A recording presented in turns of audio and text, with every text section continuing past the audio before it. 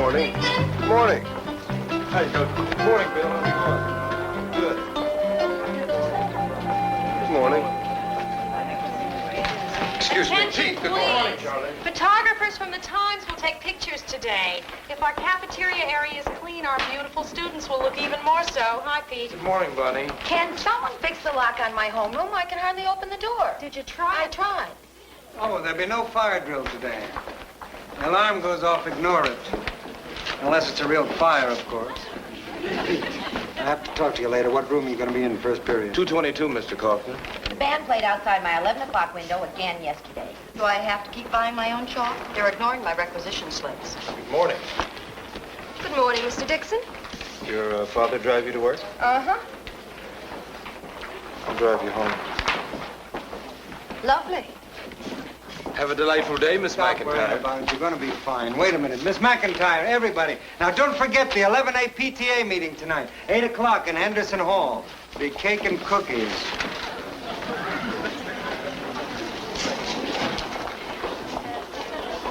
Good morning, Miss McIntyre. Hey, Richie.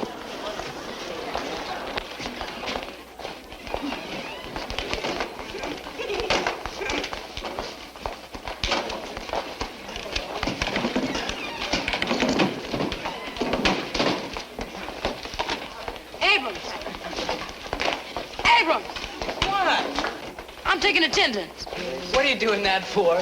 Look, I don't want an argument. Are you here or not, Abram? Well, yeah, I'm here. What do you think I am? He's here, man, honest. Allen. Jason Allen. Get yourself together, baby. Ain't it enough you dress like the teacher? Jason Allen here or not? Oh, yes. Jason's here. Anderson. No. Here. Howley. I seem to be here. Mary Ann Fuller. Here. Oh, Mr. Dixon. Here? Everybody's here today. Thank you, Richie. Oh, don't mention it.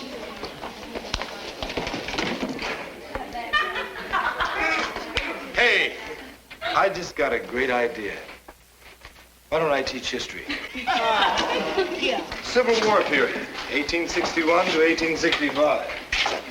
4 years. Some historians have spent a lifetime studying those 4 years. We have a week. How many of you read last night's assignment?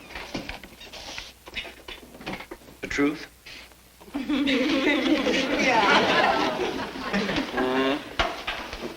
you in a minute. Yes, sir. Al, write the names of these books on the blackboard.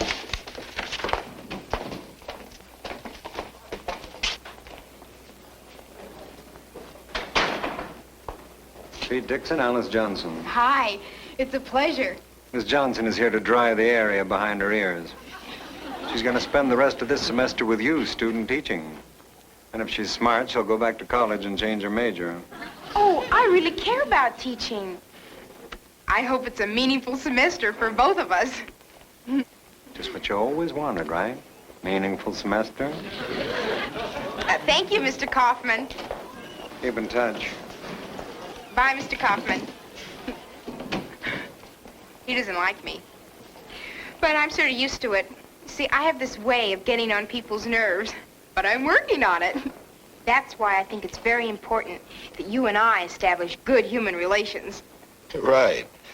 I know I have a lot of middle-class hang-ups. I went to a segregated school. Oh, that's okay. So did I. This is Miss Johnson. She's a student teacher. You can have that seat back there, Miss Johnson. Thanks. Here are the titles of 3 fine books on the Civil War. You'll find them in the school library. The one I like best is Carl Sandburg's The War Years.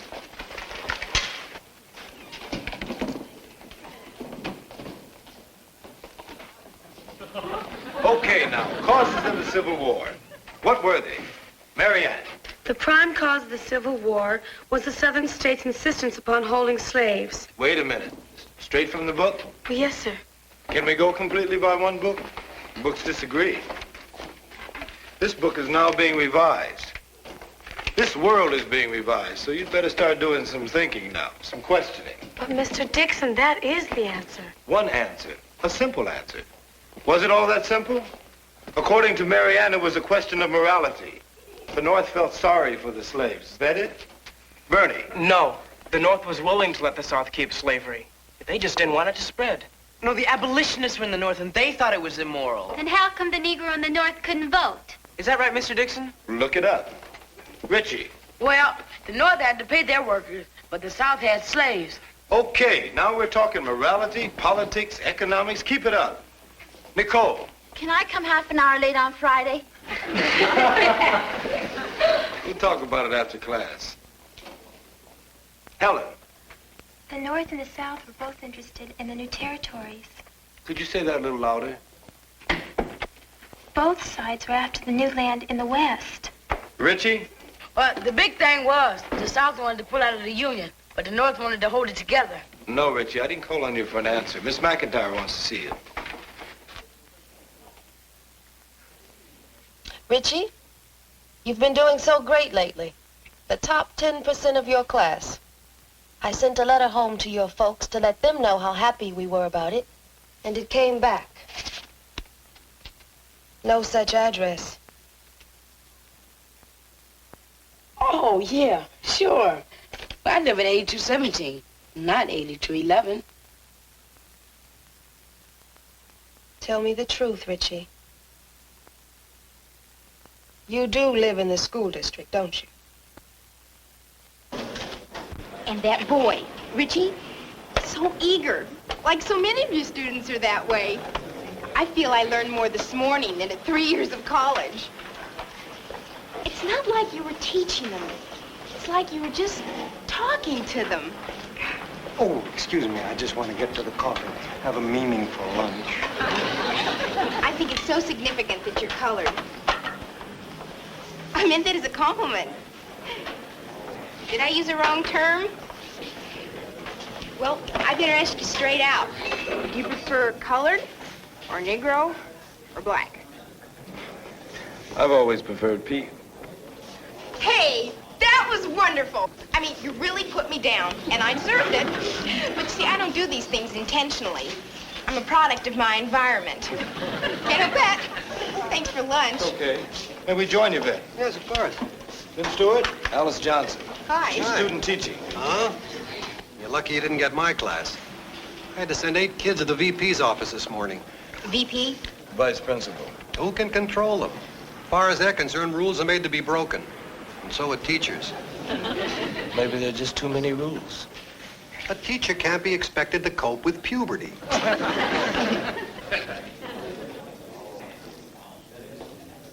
Excuse me. Where are we going? Oh, Alice, go ahead and finish your lunch. Well, is it what I said before? No, because you know I didn't... No, I'll see you in class.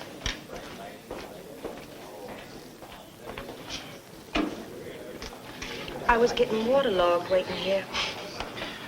What's happening? Well, it's Richie. Well, I think he may have lied about living in the school district. Hold off from telling Kaufman. Pete, I can't do that. Let me find Richie and talk to him.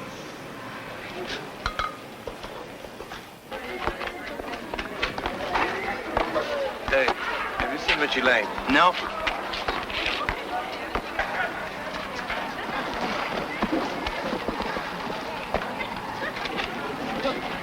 Have you seen Richie Lane? It was over at the park a while ago. Richie? Not easy to find. I guess you saw Miss McIntyre. That's right. Can I ask you something?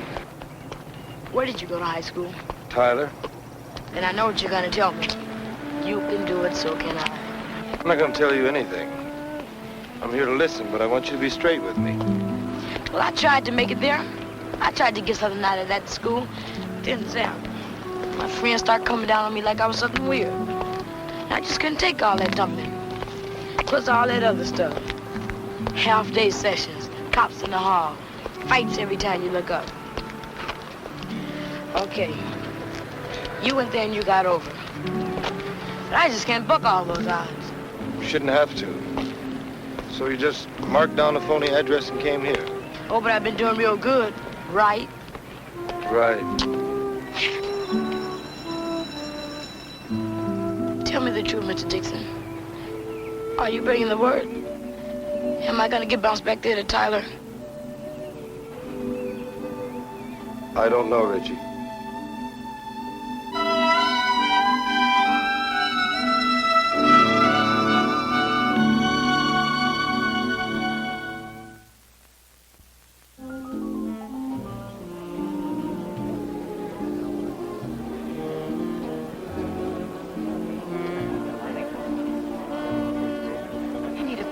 Test if you could have understood the questions.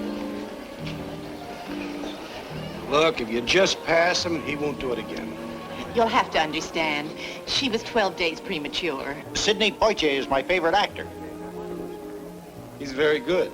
Very good. He's terrific. Say, you don't teach English, do you? No, American history. Because last night I was up reading a terrific book by James Baldwin. Brilliant writer. Any favorite singers? Sammy Davis Jr. He's very good. What about Frank Sinatra? Oh, he's okay. But no Ella Fitzgerald, right? Exactly. Excuse me. You know, I have this fascination for statistics. This is my 3,000th PTA meeting, and I didn't like the first one. Could I speak to you a minute, Miss McIntyre?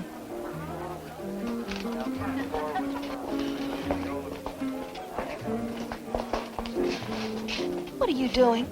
You haven't told Kaufman about Richie yet, have you? No, not yet. Good. Well, why good? Because you're not going to tell him.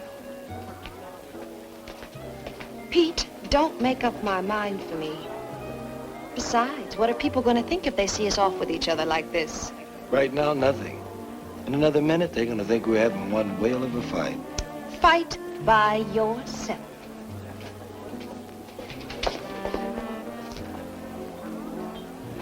Pete, don't get me mad. If you don't come with me right now, I'm going to kiss you in front of the entire 11A PTA. We'll talk in the morning.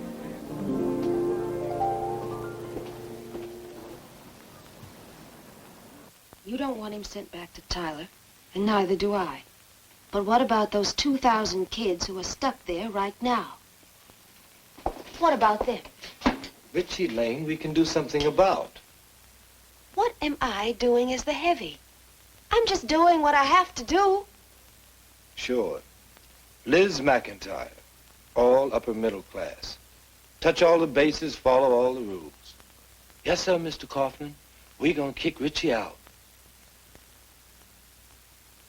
You don't really believe that, do you? No, honey, I don't. It's just the most powerful argument I know. I figured it was worth a try. Pete, I can't be you. I've got to be me. Maybe that means touching the bases and following all the rules. But that's the way I am.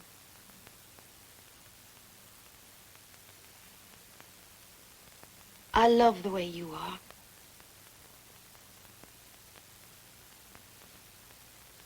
But I can't hold off telling Kaufman any longer. Understand?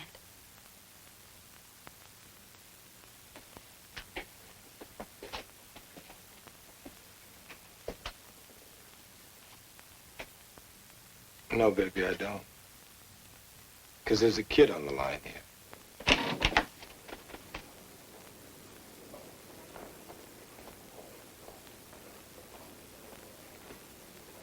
You're supposed to be covering the class. What are you doing out here?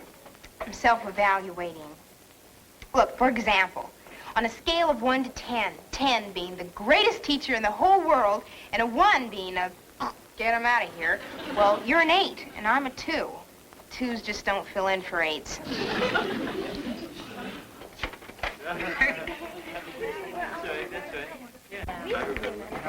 Richie, I want to see you after class. Okay, Civil War generals.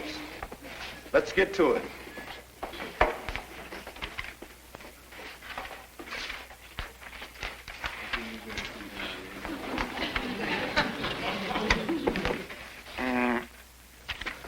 Do you have a Richard Lane?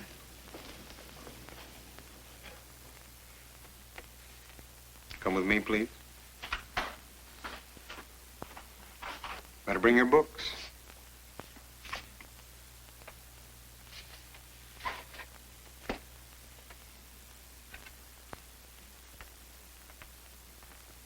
Let's go.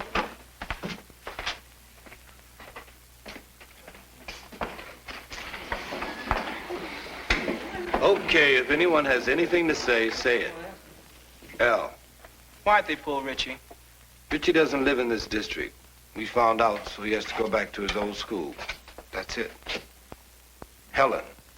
Yesterday you were saying how things are never that simple. I can't hear you, Helen. Yesterday you were saying how things are never that simple. Today you said that they pulled Richie out because he doesn't live in the district. Isn't that a simple answer? She don't talk loud, but she sure talks good. When you have 3,000 kids in a school, it is simple. It starts getting complicated when you know Richie Lane. Miss Johnson, take over the class.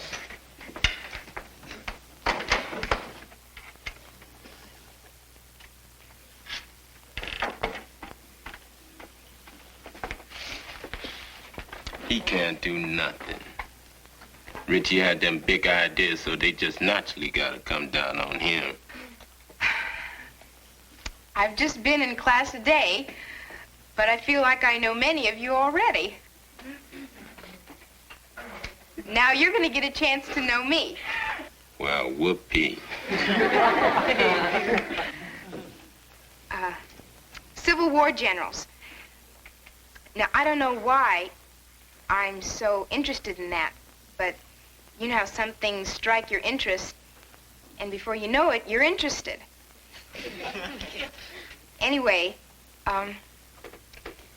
Civil War generals were the sort of men who, Jason, why are you still standing? 'Cause I'm tired of sitting. I see. Jason, are you trying to frighten me? Didn't know you were so scared. Well, I am. This is the first time I've ever taught a class, and I'm darn scared. You're making things a lot harder for me. What's the point? Go on, man. Sit down.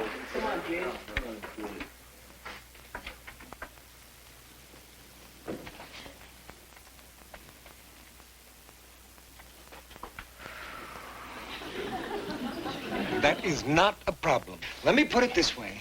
That is not our problem. You have to know Richie. I have to know all these kids, 3,000 of them. See that? Now you made me hollow.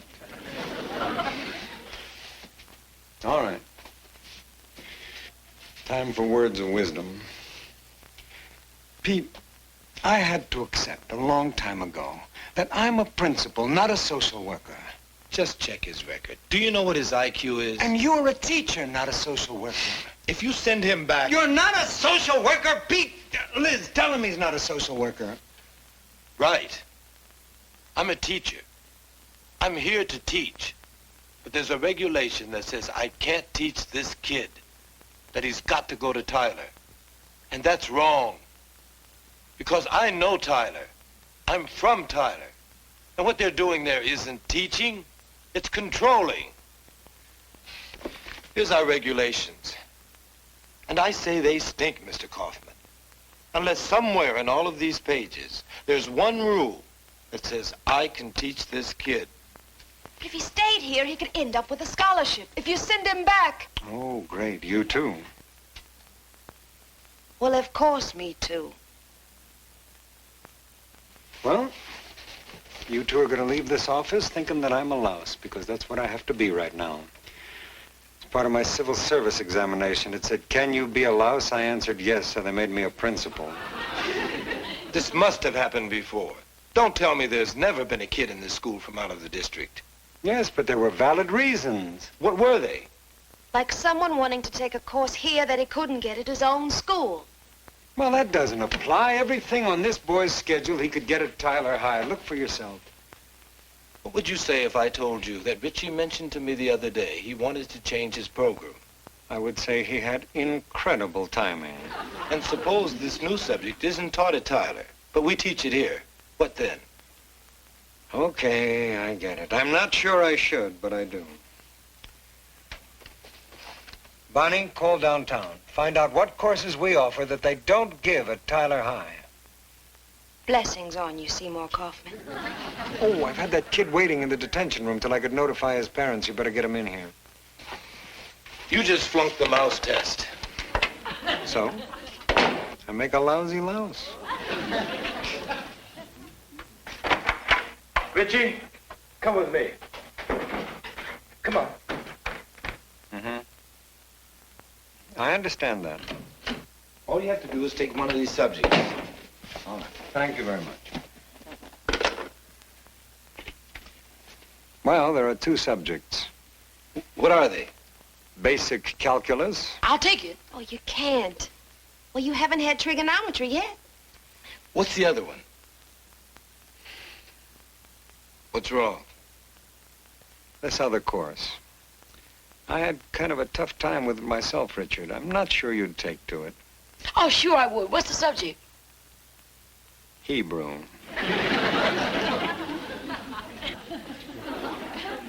It's a very interesting subject, Richie. Yeah. Sure, Mr. Dixon. I've always wanted to learn Hebrew. Of course you have. Well, anyhow, that's it. The only two courses we offer that they don't. It was bound to be offbeat. Can I go to my next class now? You better. Richard? Good luck. Shalom, Mr. Kaufman.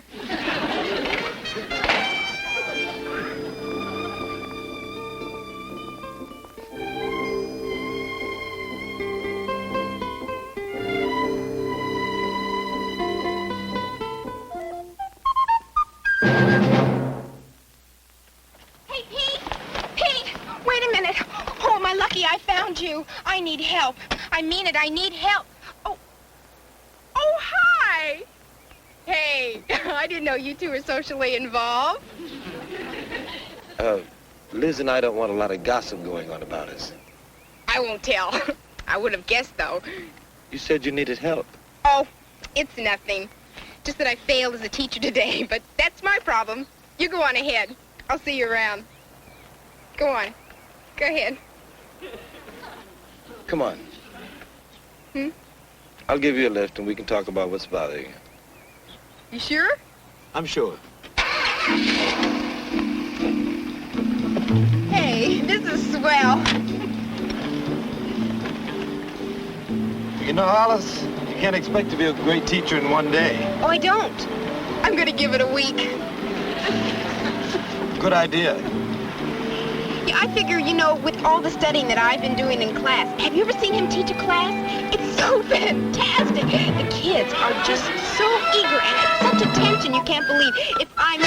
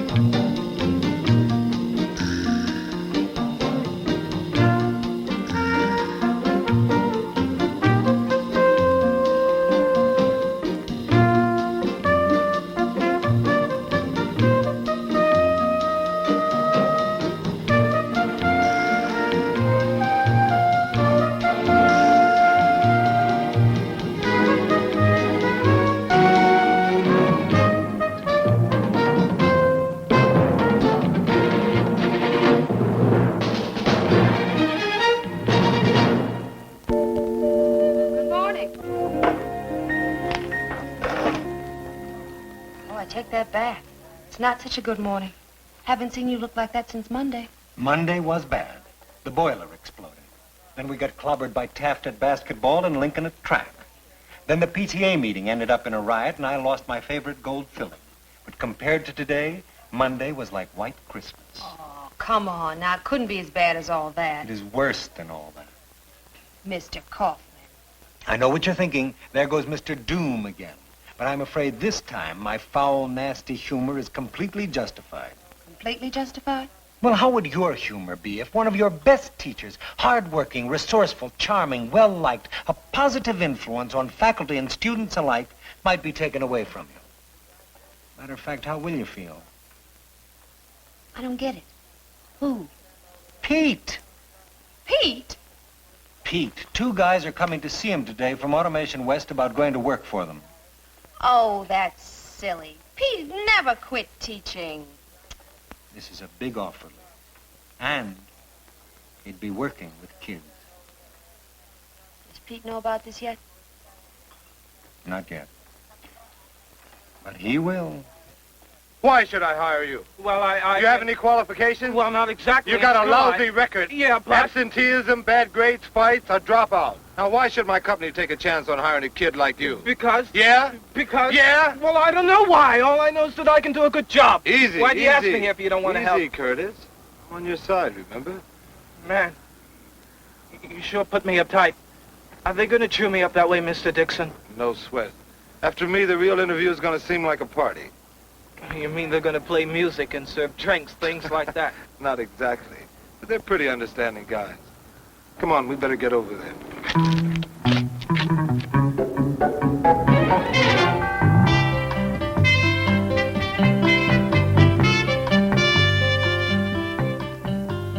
I wonder what's keeping Pete. You know I shouldn't allow this. And in my own office at that. Good morning. Sorry I'm late. Hello, Lou. How are you? Fine. Pete, I want you to meet my boss. This is Joe Ralston, Vice President of Charge Personnel at Automation West. Hello, how are you? How are you? Gentlemen, if you'll excuse me, I'm going to leave you to plot your foul deed in private. Pete, I've been looking forward to meeting you. Lou tells me the great work you've been doing with these dropout kids. Well, it is an important job, and I do the best I can. But you fellas certainly have helped by placing the kids in your plant. My latest candidate is outside. Oh, that's fine. But we'd like to talk to you about something first. Sure. Pete, we're opening branches in 12 cities, and we want to equip ourselves to be able to train over 1,000 dropouts a year. Great. A lot of kids could sure use your help. And we'd like you to help us. Sure. What can I do? Pete, we're looking for a dedicated young man who knows kids. A man they can trust. We'd like to offer him a job at Automation West. And we feel that you're the kind of guy we're looking for. It's a wonderful opportunity, Pete. Well, I'm flattered, but I'm a teacher. As strange as it may seem, I actually like teaching. Well, all we're asking is that you consider taking an exam that might lead to your being in charge of our job training program. It's just not what I want. It's a chance to do great work and be rewarded for it. Pete, how many students altogether do you have in your classes? About 150. Well, if you qualify for our job, you could be helping a great many more. And at a salary about 3 times what you're making now. So please consider it. Okay, I'll think about it. Good. Now, who's this young man you wanted me to meet? His name is Curtis Jameson. He's a good kid. Curtis, meet Lou Hershey. He'll take care of you. It's my pleasure. Hi. Please, come inside. Thank you. Good luck. Mr. Kaufman, I appreciate you letting me come in like this to talk to Pete. Better here than skulking around in alleys. Do I still have a history teacher? Well, you'll have to ask Pete that one. I'll be talking to you, Pete. Mr. Kaufman. How about you? Hi, Mr. Kaufman. Mr. Dixon. Hi, Sarah. So, you staying or leaving? Right now, I'm going to my first period class. I'll walk you. You see what a nice guy I am to work for? Would that guy walk into your office every morning? No running in the halls, please. Yes, sir. So, did that make you a good offer? A very good offer. Oh. Pete, I wonder if you're aware of some of the fringe benefits offered to employees at Walt Whitman High. Oh, I didn't know there were any. Oh, you'd be surprised. For instance, I can let you have my private parking space right by the back door. And you give up your quick getaways? You'd be surprised the lengths I'd go to keep you here. I won't hold you to anything said in the heat of passion. I hope you haven't said anything in the heat of passion to those horse thieves, like, say, yes. Oh, Pete, am I glad to see you. The bell rang and you weren't here, and I was afraid I was going to have to teach class. Not that I was afraid to teach class or anything. I could get rid of her for you. And they're talking to me about being the guy to run the whole operation. That is if I pass the exam, of course. Oh? Wow, that's fantastic. Very flattering. It's a great opportunity, too. Oh, come on, Pete, you don't want that. Of course not. Do you? What do you mean I don't want it? Well, because you're a teacher. A great teacher. Well, I'd still be working with kids on this job. Why talk about it? You wouldn't quit teaching no matter what they offered you. Macaroni, please. Hey, wait a minute. Aren't you being just a little too quick to write this whole thing off? This might turn out to be something very important to me. I just know you, Pete. If you were like other men, you wouldn't have gone into teaching in the first place. You mean if I were ambitious like other men? What I mean is, you just happen to be one of those people who does things because of their ideals. I help you to resolve your difficulties.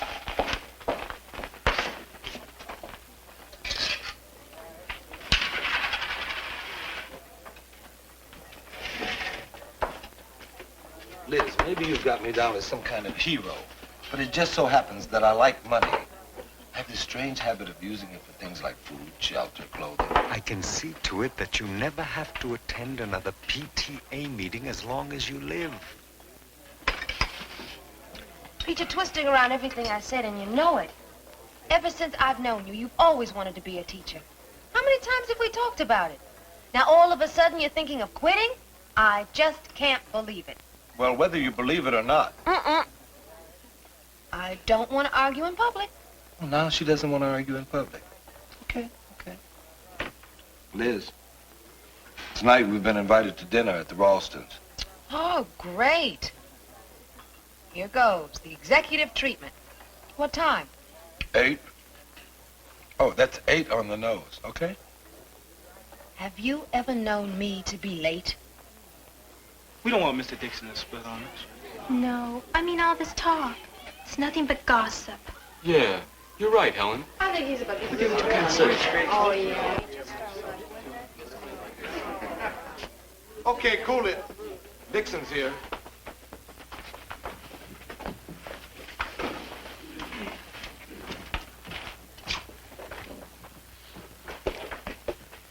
Al, yesterday when the bell rang, you were saying that the years before World War I were a lot like today. Now, how do you figure that? Well, the armies were getting bigger and bigger. Now most armies are getting smaller. Yeah, but our weapons are getting more powerful. And just like in those days, everybody says they're just for defense. Well, aren't they for defense? When people build weapons, they always end up using them. Everybody's scared. People have always been fighting. But everybody always says they want peace. Saying ain't doing. Maybe we don't really want peace. How did it work in World War I? President Wilson said he wanted peace, but we ended up in the war. And Woodrow Wilson wasn't even a politician. Richie, I got an important question, Mr. Dixon. what is it? It ain't exactly about World War I. Go ahead. Mr. Dixon, we heard that you were taking another job and leaving Walt Whitman. Is that true? I appreciate your interest, Richie. But what's that got to do with what we're talking about? We'd sure like to know whether you're leaving us or not. Well, what I want is this class and our textbooks to come out even at the end of the semester. You gonna be here at the end of the semester? Richie, let's get back to Woodrow Wilson. Okay. Before the war, President Wilson had a policy which has a lot to do with right here, now. What was it? It was called Watch for Waiting.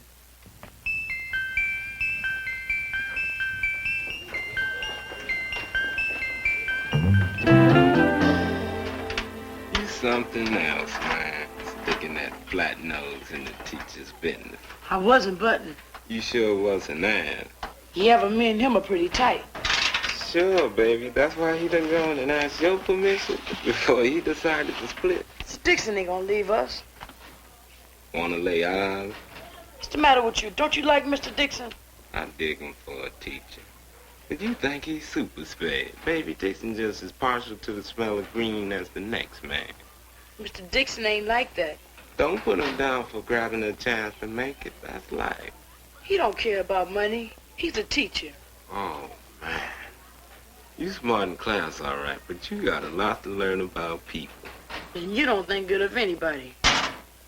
Between me and Dixon, we gonna teach you something. You just wait and see.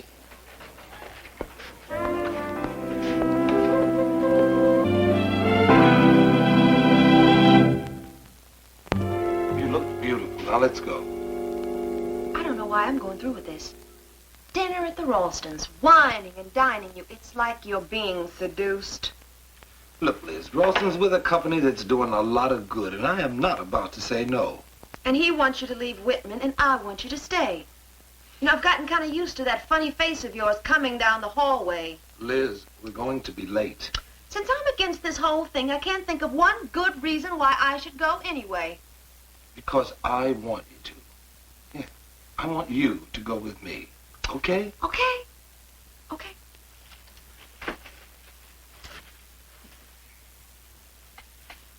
How do I look?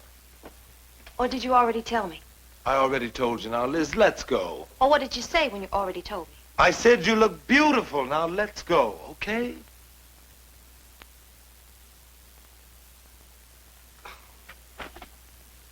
Liz, what is it? I don't know. It's the whole thing.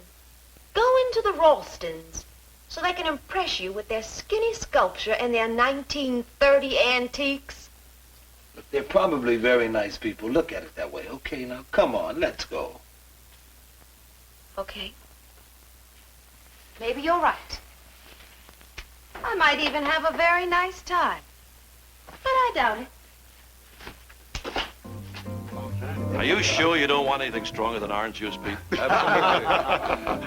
You know, I'll bet there are guys who do the minimum required each day, hide behind the law, and race home as soon as the bell rings. But Pete is a real teacher. There are a lot of good teachers. People who care about the kids and do everything they can to help them. Yeah, but if they were all like you, we wouldn't have any need for our dropout program. That's right. Then she said, Miss McIntyre, I don't know what you're talking about, but I'm talking about kissing. This kid Bobby I was telling you about, one day in class, he was half asleep, and I happened to mention that my watch stopped. He said he'd fix it, so I gave it to him. You never saw him or the watch again.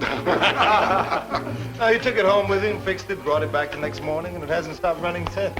It's what he likes, fixing things. Cars, watches, anything that moves. Automation West could use a kid like that. But Bobby hasn't dropped out.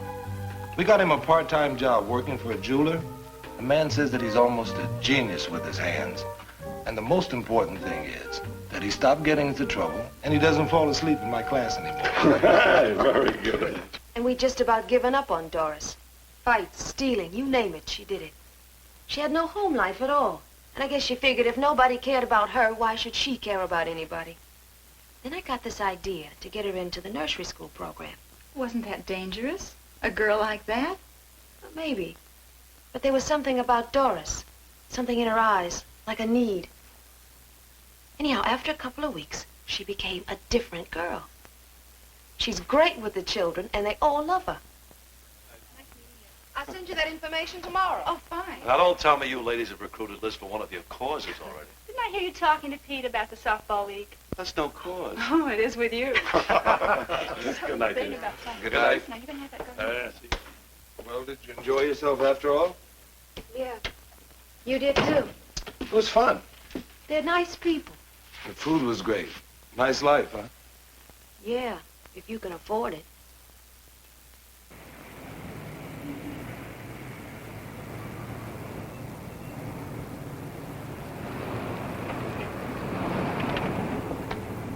Good morning. Morning. Pete, thanks for agreeing to take these tests for us. No obligation either way, right? Right. Well, I have nothing else to add except that the answers are taped underneath the third sink from the left in the men's room. And look, take your time. I don't want you to feel you're under any pressure. I've never felt less pressure in my life. Good. Third thing from the left?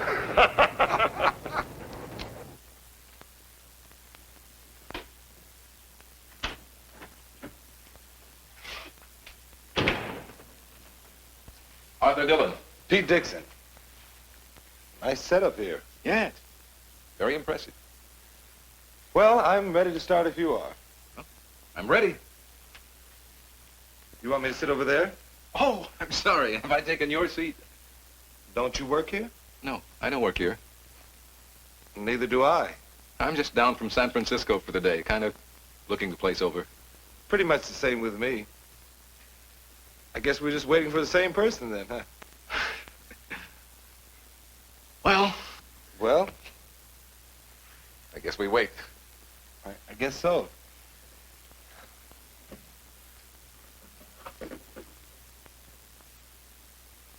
You work in electronics? Oh, no, I'm a teacher. You?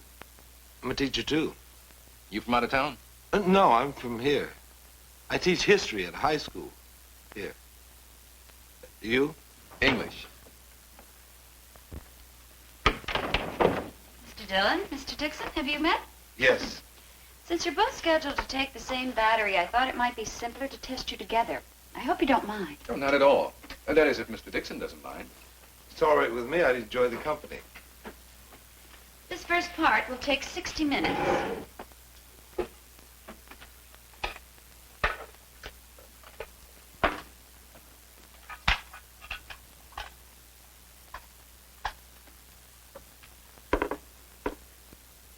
You may begin.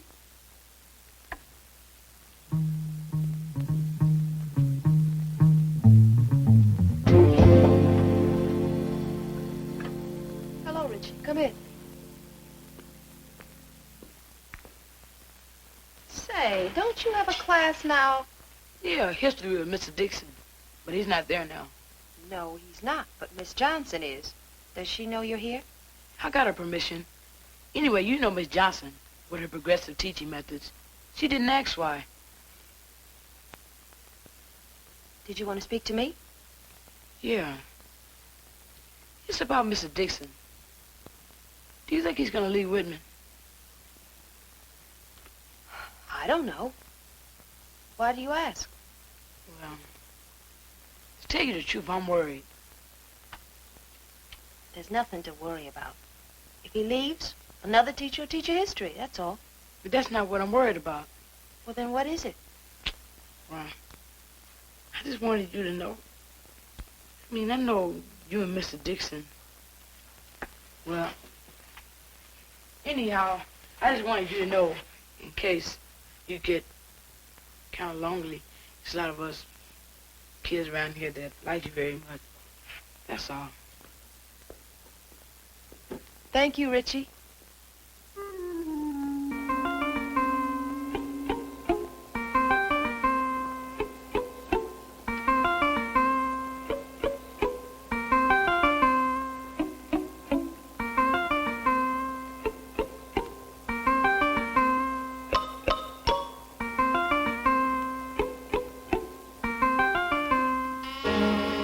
Time's up, gentlemen.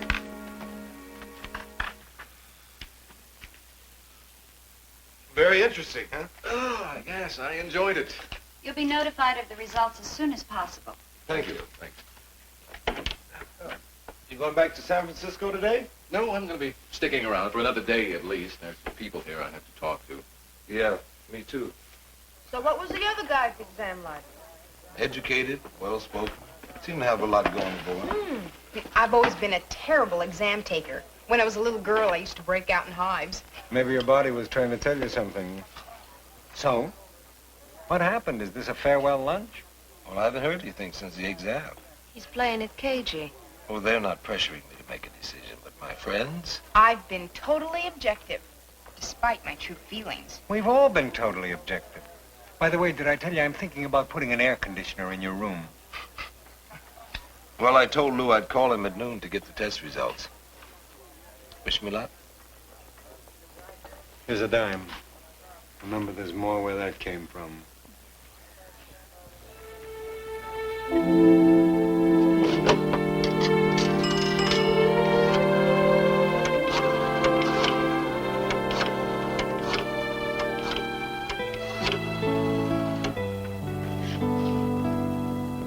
Mr. Hershey, please. Dixon, Pete Dixon. Hello, Lou? Yeah. Yeah. He didn't get it. Okay. Thanks.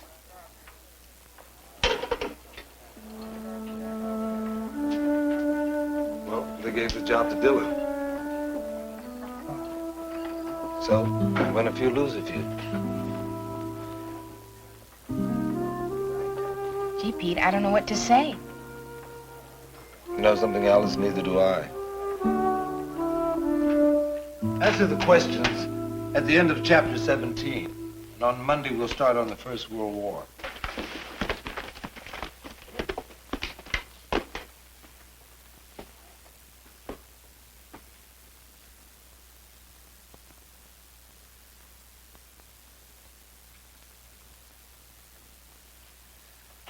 Some of you people who have been so deeply involved in my life might be interested to know that this could be the year that we make it through to the end together.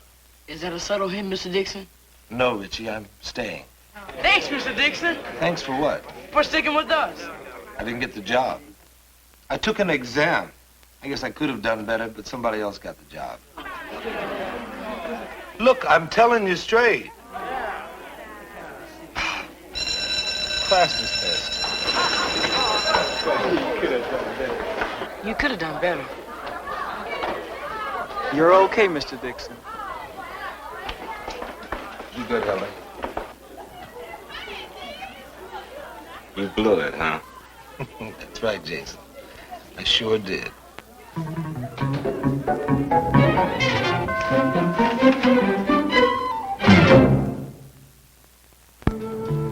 I'm sorry. Thanks. Were you very disappointed? It's always more fun to win. I guess it is. Pete. Oh, hi, Joe. How are you? Been looking for you.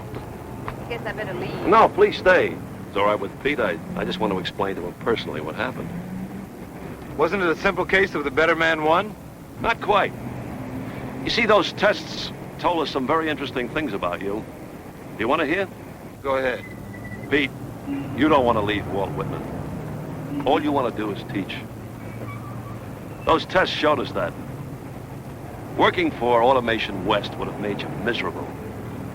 You happen to be the kind of guy that just doesn't want to be bogged down by too much administration, paperwork, and all that. That's true enough. You want to be right in there with the kids, teaching. I see. Well, I better be running along. I want to get on that freeway. Hey, Joe, one thing. Yes? About the test, the intelligence section. Yes? Who came out ahead? Pete or that other guy? Come on. No, I want to know. But you're acting like a kid. Maybe, but you don't have to listen. Joe? You won't tell anybody? Promise. Pete came out ahead. Don't you find the tester more accurate than ever? Did he win by a lot? Very, very little. Had to ask one question too many, right? I'll see you, Pete. Oh, good luck. Bye.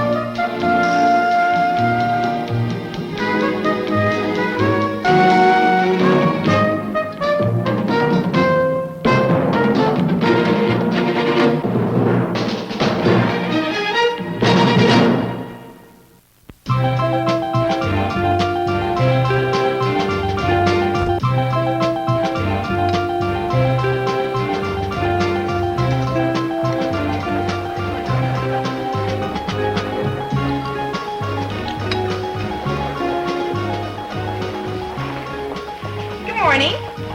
Alice, it's Monday. I know that. Well, then how can you be so cheerful? Beautiful day, beautiful school, beautiful people, beautiful...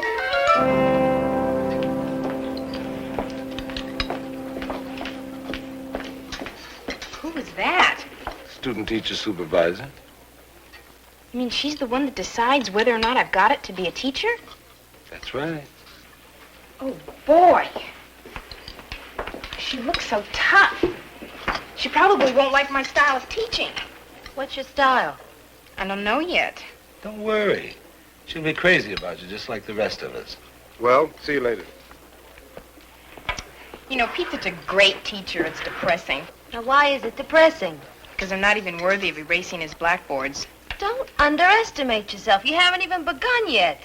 I know, and already I'm scared stiff. Especially after seeing that supervisor. It's normal to be nervous at first. Liz, what'd you want to be when you were a little girl? Until the age of 5? I wanted to be a lady wrestler. I was very influenced by TV. You see, I've always wanted to be a teacher. A lot of girls said that, but most of them chickened out. Chickened out? Well, you know, they got married or dropped out of ed school. But not me. You know, all this time I've been looking forward to teaching, to being a really great teacher. Now it's here. What if I can't do it? Has Mary Poppins taken over a class yet? You mean Alice? Who else? Not yet. That comes tomorrow. Better shape her up pretty fast. The supervisor will be back in a few days to monitor her class. Well, I've worked it out where she can take over a couple of classes before then. Don't worry.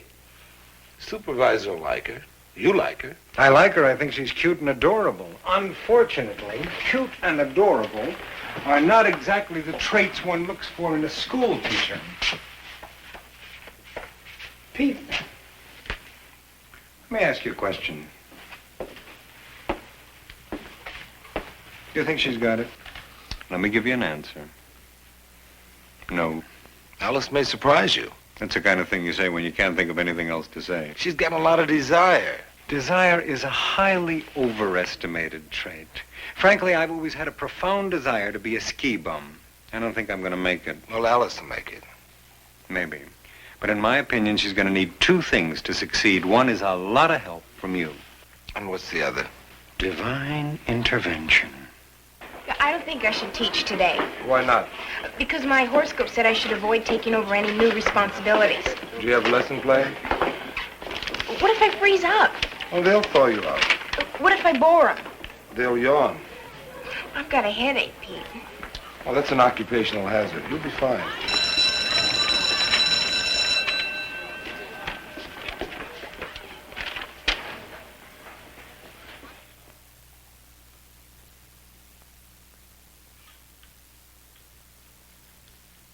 Well, yesterday, Mr. Dixon and you were discussing the Indian Wars. Now, in 1876, war broke out again, and the most famous of the battles took place on June 25th at Little Bighorn, where Custer made his last stand. Of course, you all know who won that one. Al. Why did Custer lose? Why did Custer lose? That's a very good question. There were a lot of reasons. Primarily too many Indians. I thought he came there to fight the Indians. Yes, but he didn't expect so many. After the battle, the Sioux had a shortage of food and ammunition. Miss Johnson? What is it? Why didn't he expect so many? Didn't they have scouts? Not very good ones. So the Sioux... Didn't he know the Indians met there every year? And didn't Custer split off from some of his troops? Why'd he do that? Yeah, Miss Johnson, why? Yeah, Miss Johnson, why did he do that? He wanted to go around the back, maybe. Think you were honest with him? What do you mean? A story you told him about Custer losing. Well, they asked me. I had to tell them something. What's wrong with I don't know? Well, I'm supposed to know. That's why I'm there, isn't it? Haven't met a teacher yet who knew everything. What if I didn't give them an answer? Wouldn't they feel I wasn't qualified? How do you think they feel now? Anyway, nobody knows what really happened to Custer. You're right. You're absolutely right. I was faking and they didn't believe me. That's right. There's nothing these kids can spot quicker than a phony answer. No wonder they didn't believe me. And you didn't believe me. I didn't believe me either. Well, now that you understand, don't worry about it. But how can you let me get off so easily? It was a natural mistake. A natural mistake? I've committed an educational crime. I mean, what if they had believed me? They would have gone through the rest of their lives thinking that they knew the real reason Custer lost. I promise I'll never do it again. You'll do great in class tomorrow. I'm just sorry I won't be there to see you. Why not? Why won't you be there to see me? I have a meeting. You mean you expect me to go in solo? Right. But I'm not ready to face them alone yet. You'll have to do it sooner or later. How about later? Believe me, one day you'll look back on all this and laugh. Smile, maybe. Laugh, never. All right, everybody, let's calm down. That's better. Richie. Where's Mr. Dixon? Mr. Dixon won't be here today. Oh. Now, as you recall, we were talking about the Dawes. What is it, Frank? May I have permission to leave the room? The period just began. This is an emergency. Oh, all right.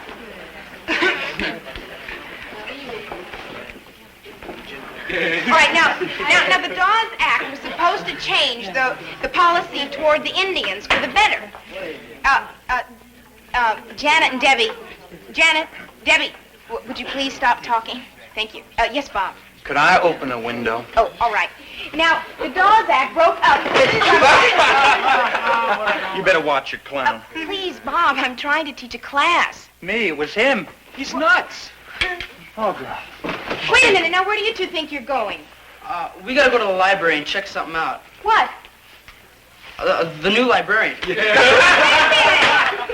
stop that! Wait a minute! Come back here! Now, listen. Now, come on. Now, we gotta keep this down. Now, stop throwing those papers. Stop it. Now, listen. Liz. Hello. Hello. Liz, will you get me slide number 14, please? I've had a few complaints about our new sex education course. I want to see what all the fuss is about. Don't you have a class this period? Alice is taking it. No, boy. Live and learn. You know, it's against the rules for a student teacher to take over a class alone. You know that's the only way she's gonna learn. Mm-hmm. One time somebody left a student teacher alone and she completely disappeared. We asked all the students what happened. Nobody would talk. I don't think that'll happen to Alice. No, I guess you're right.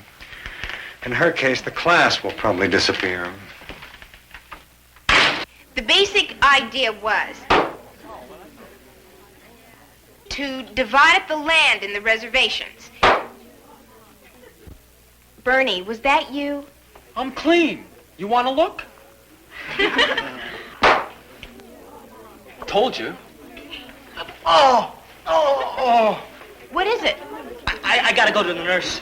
Don't believe him. He's always getting sick. Look, can't it wait till the end of the period? Sure, but you'll always have me on your conscience. Cause of death, Miss Johnson. Okay, go ahead.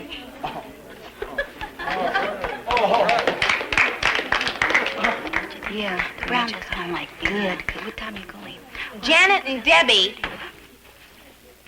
All right, now, the basic problem was, Frank, where did you get my keys? May I have them back, please? Jason, please give me my keys back. Please, may I have my keys? Please? Frank, give me my keys back, please. Please? Jason, may I have my keys? Give me back my keys. May I have them? Thank you. I'll see you all tomorrow. I hope we get a lot more done.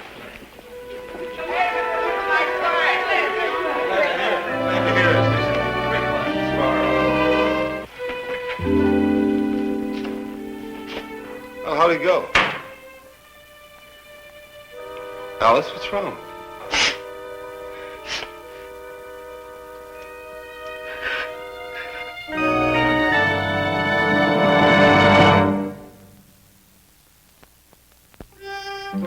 Now, the Summerhill theory is that children basically want to learn. It's obvious he never taught at Whitman.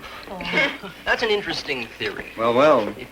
Another meeting of the Student Teachers Association. You kids wouldn't be planning to take over the school, would you? No, sir. Too bad. Anytime you want to take over, just ask. We're having enough trouble just learning how to teach. No false modesty. I understand you're doing very well. I only wish that when I was starting to teach, I knew as much as you kids do. Oh, thank you, sir. Oh, my. This reminds me of when I was a student teacher. Before I'm overcome by a wave of nostalgia, I'll move on. Wow, you must be doing something right. How'd you do it? Well, I got a groovy bunch of kids. Me too. How are your students, Alice? They're wonderful. Boy, you don't know how fortunate you are. My group would have terrified Attila the Hun. What happened? Well, they really got out of hand until I showed them who's boss. How? First of all, I practiced thinking tough. You're only as tough as you think. It's the power of negative thinking. Oh, go ahead and laugh, but the enemy can sense it if you're weak. The enemy? Well, let's face it, that's what they are. What are your tactics, General? Meet force with force. Threaten to suspend them. Scream, whatever's necessary. But don't they hate you? They act like they do. But underneath, they really loved me. You notice she psychoanalyzed the entire class? Children are crying for limits. They may object, but they really want them. These kids are only a few years younger than we are. Wait until you get in a situation where it's them or you, and see what you do. Now, when they didn't find gold, they changed the signs to Pikes Peak and Busted. All right, let's hold it down, everybody. I said be quiet! All right. Now, let's get one thing straight. There's not going to be any more messing around in this class. You're looking at the new Miss Johnson. No more Mr. Nice Guy. Did you hear me, Bob? Yeah. What? Yes, sir. What do you want? Can I please? No, you can't. Now.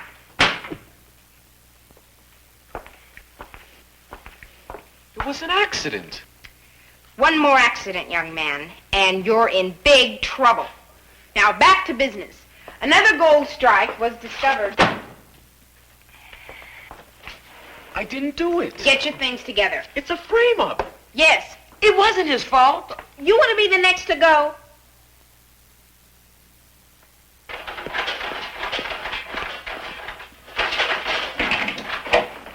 What are you doing in here? Miss Johnson sentenced me. Well, she must have had a reason. Well, it's like that Bogart picture on TV last night. He never killed nobody, but he kept getting blamed. You didn't kill anybody? No. Good.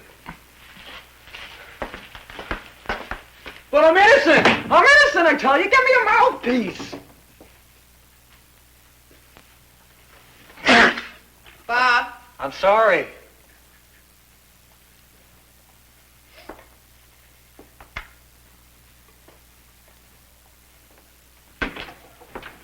Hi, Mr. Dixon. Eyes straight ahead.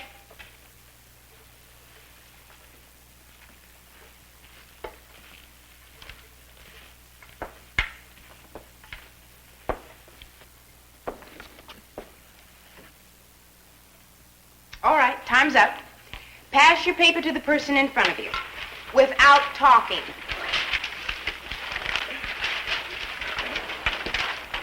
Good. Now, will the people in the front of the row please bring me the papers?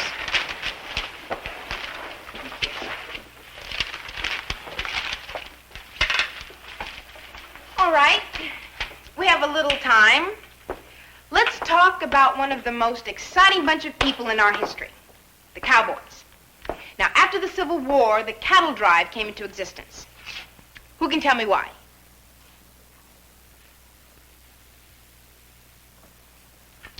They wanted to make more money by selling beef to the people in the East. Now, to accomplish that, they had to do what? They had to drive the cattle to the railroads.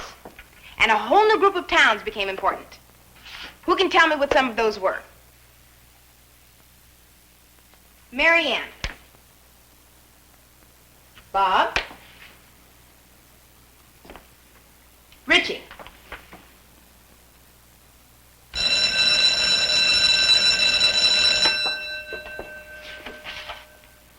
You may go. Class dismissed.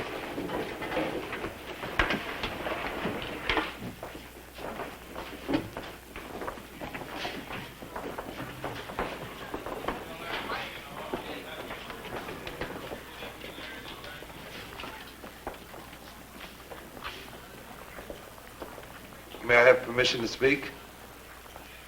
Oh, come on, Pete. Did you see the difference? Did you? They really respected me this time. That depends on your definition of respect. But they were quiet. Sure, you made them afraid to speak. What'd you send Bernie out for? He dropped a book. Sit down, Alice.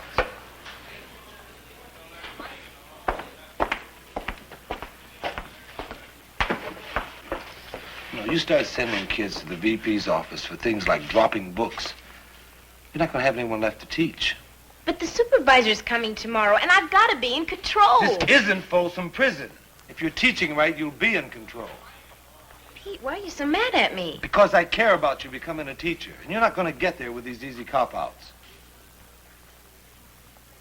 You want your students to have some respect for you, then you'll have to start having respect for them. I was having a really tough time until all of a sudden it came to me. Just the perfect solution. What? How do I quit? Alice, you always make me feel like there's a whole mess of stuff I just missed. Oh, look, I don't have to teach. I mean, there are a whole lot of other things I could do. Like, well, I could be a topless waitress. Hey, what happened? Of course, with my luck, I'll probably catch cold on the first day. Alice, no jokes, okay? Now, what happened to the girl who wanted to be a teacher all her life? Is she chickening out? Yes. Look, Liz, I'm just no good. I can't deal with people. Maybe I can still get into social work. What does Pete say about all this? Well, he said I was treating the kids unfair. But all I wanted to do was to keep those kids quiet. Well, do you think he was right? Of course. Pete's always right.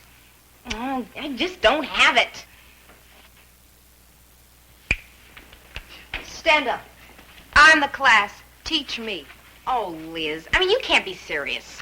Hey, are you free after fifth period? Well, I was going down to the record shop. Liz, what are you doing? You gonna let me get away with this in your class? Oh. You are free after fifth period? Too much! Hey, why Would don't you we please split stop talking? and go by my house? I bought this new see-through dress. See, nobody ever listens to me. Well, why should I? You sound like you don't want to offend me. Liz, how do you know if you're interested in what I'm saying if you don't listen to me? Okay, now you're getting through to me. Keep going. Okay. We were talking about the westward movement and the origins of cities like Abilene and Laramie and Dodge City. Now, these places were called cow towns. Can you tell me why? Must have been a lot of cows hanging around there. Well, yeah, that's true. But why? Must have been some bulls, too, I guess. Well, yeah, there were. But that's not the real reason. You see, these towns were at the end of the cattle trails where the cattle were picked up to be sent back east. And they weren't sent back east to go to school either. So get it on, kid. Get it on? Well, I just thought I'd throw that in.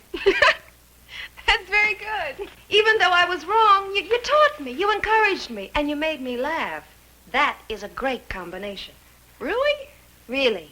Listen, you're going to make a lot of mistakes. Everybody does. So accept it. Alice, you got a lot of things going for you. You're bright. You care about the kids. Now, don't be afraid to show them, okay? Okay. Okay. Now, go home and get some sleep. And tomorrow, you go in there and you do your thing. Yeah. But, Liz, I'm just so afraid I'm going to mess up. Don't worry. You won't mess up.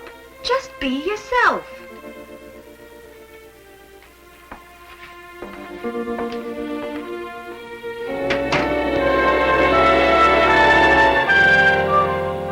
Sedalia, Chisholm, Western, and Goodnight Loving. Now, what do these 4 names mean? Come on. Somebody must know. Bernie. I was just scratching my back. Helen. They were cattle trails. Cattle trails, right. Good. What is it, Frank? Why did they call it the Goodnight Loving Trail? Well, possibly because it was very romantic. Oh, come on. No, I'm not sure. But if you're really interested, there are a lot of good books in the library. I'll see you after class, okay? Okay.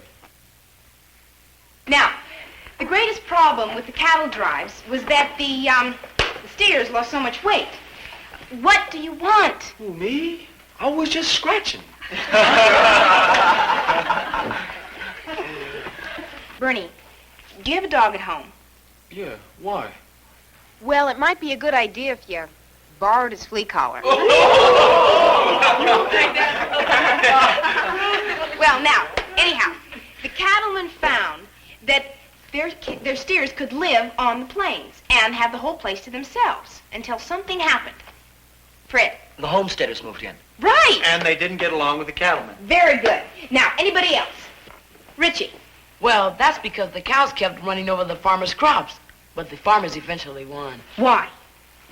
I forget. Come on, anybody know? What about the invention of barbed wire? Right. Right again, Miss Johnson. Now, even with the invention of barbed wire, the farmer's life wasn't easy. Jason, get your foot down. Jason. Now, there were droughts in the summer and storms in the winter. Heavy teacher, huh? And on top of that, the grasshoppers came along and ate everything in sight. Who knows? Well, what's the verdict? Well, she was a little nervous, but I think she'll make it. So the government opened up the Oklahoma Territory for settlement. And boy, was there a stampede of people. Fantastic! Who can add to that? Richie? Well, within a couple of hours, they grabbed almost all the land. Right, but now why did the government open up the Oklahoma Territory? Because the settlers needed more land. You mean, in other words, this was a good thing? It sure was. Was it? Who did they take the land from? Hmm? They took it from the Indians. Right. Now, Frank, can you answer that? The Sioux, right. Anybody else? It's a modern miracle. Where is she now? I left her in class. Mr. Kaufman! Mr. Kaufman, guess what? You decided to become a nun. No, I passed. Of course, I couldn't have done it without Pete and Liz. Especially Pete. Oh, no offense, Liz. Alice, you did it all by yourself. Yes, but I couldn't have done it without your help. Oh, come on, And Liz, that night at your apartment when I almost quit. Alice, Pete, tell her. Alice Johnson, you did it all by yourself. You, right? Right.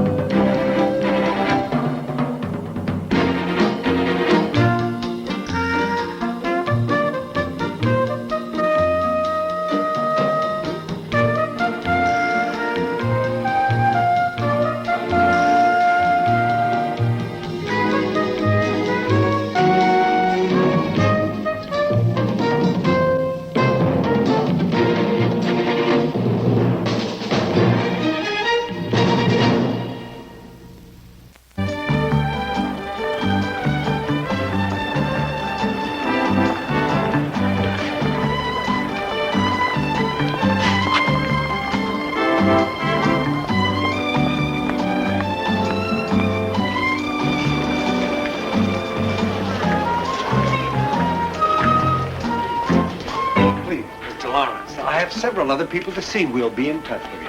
Just take into consideration that we have the biggest stadium in the Midwest. Yes, and the smallest library.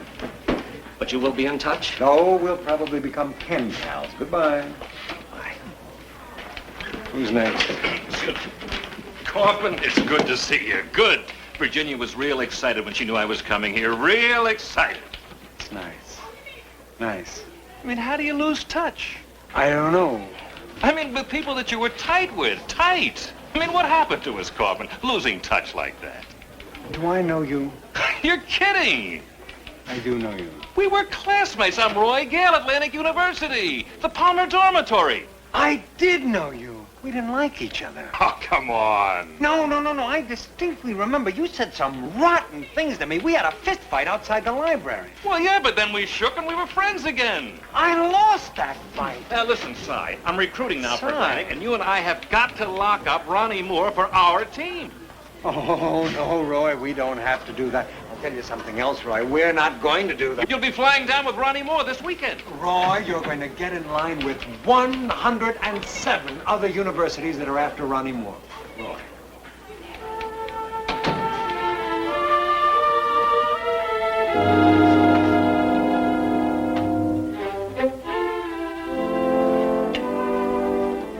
You know Al? You mean the postman? He ain't so pleasant no more. Hey, Mama, I'm full. This may plain shock you, honey, but I wasn't thinking of you. I want to get some breakfast started for Mr. Dixon. They're starting early today. Hello? Well, this is the halfback's mother. Talk to me. I get it. Oh. Good morning, Ronnie. Mr. Dixon, have you ate breakfast yet? You know I don't eat breakfast. Hey, see, well, look, do me a favor. Tell Mom you want some, because she really wants to do something for you. Okay. I eat breakfast. I said I'd tell him.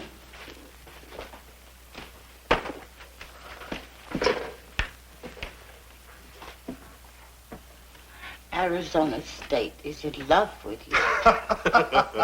Don't laugh. You don't know how many of these calls I've been getting. I can't help it, Mrs. Moore. You are too much. Now, there isn't anything in the parent-teacher's manual that says I have to listen to a con like that. You want some breakfast, Mr. Dixon? I'd love some.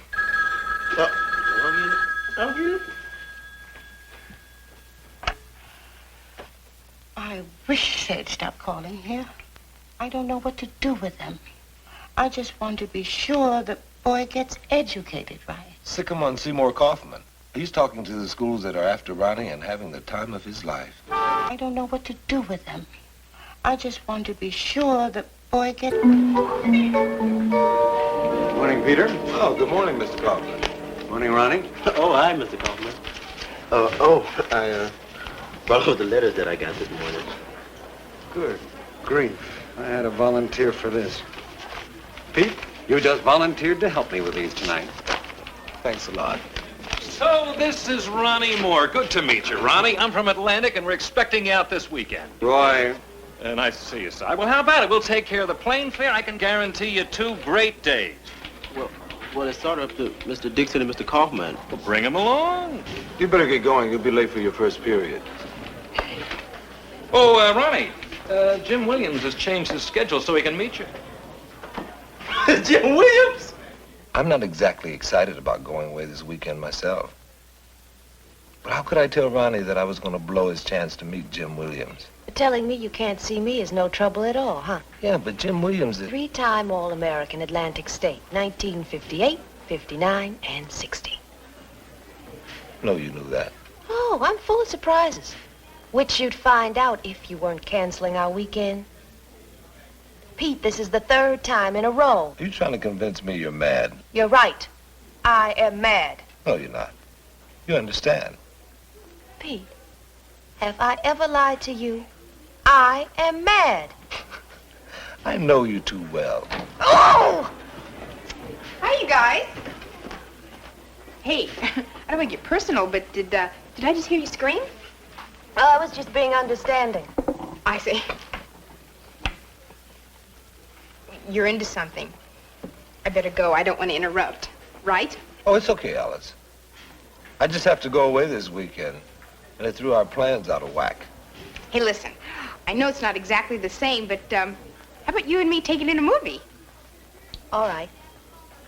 I'll meet you right after 6th period. Great. Have a good trip, Pete. Why couldn't you postpone the trip until next weekend? No way. Jim Williams is going to be there this weekend. And to tell you the truth, I didn't want to blow a chance to meet him either.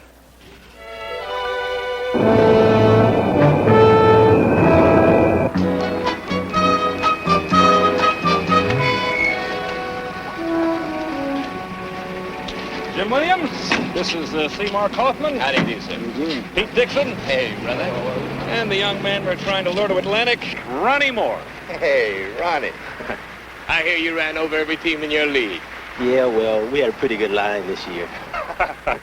Well, I hope you boys will forgive me if I move off. We forgive you. Jim will take good care of you, huh? Comes out a little strong, doesn't it? How'd you notice that? Hey, Ronnie, let me show you around. Now, we've got a great program planned out for you, which I think you're really going to...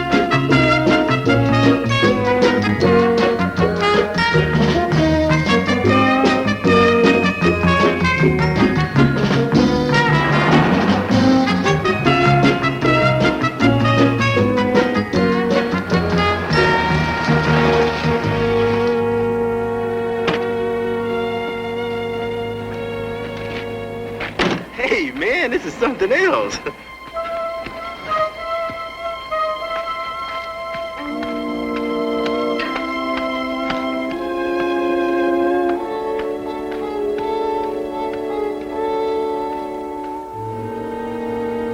You know Ronnie will be checking some other schools. Oh, sure. But I'm hoping he'll pick this one. I mean, Atlantic was good for me, and it can be for him. Just so it's understood. It's understood. Okay. Just wanted to show you what it would look like. Can you dig it? Hey, man, that's great. Wait a minute. A little souvenir. Hey, thanks. You really should have hit him. Oh, I like hitting those big... Hi, Mr. Williams. Oh, hey. Hey, Ronnie, this is Doug Becker. Hey, how you doing, Ronnie? Tom Brentani, two of the top juniors on the teams. Fellas, this is the Ronnie Moore. Oh, we've been wanting to meet you. You had a season and a half out of there on the coast. You really ate him up, man. We could sure use you. You know it. Hey, thanks. Excuse me. Hey, it's Jim Williams. This locker hasn't been open since 1960. Retired. Actually, I just forgot the combination. Anything special you gentlemen would like to see? Yes. When I went to school here, we actually had classrooms. Now, if they still do, we'd like to see a counselor, please. At least this place hasn't changed since 1904 when Mr. Williams. Oh, wow. How long have I been keeping you waiting? Almost an hour. Gee, I'm sorry, Carolyn. That's all right. Oh, Carolyn Fletcher, this is Mr. Dixon. Hello. Mr. Kaufman. You. And Ronnie Moore. Hi, Ronnie. Hi.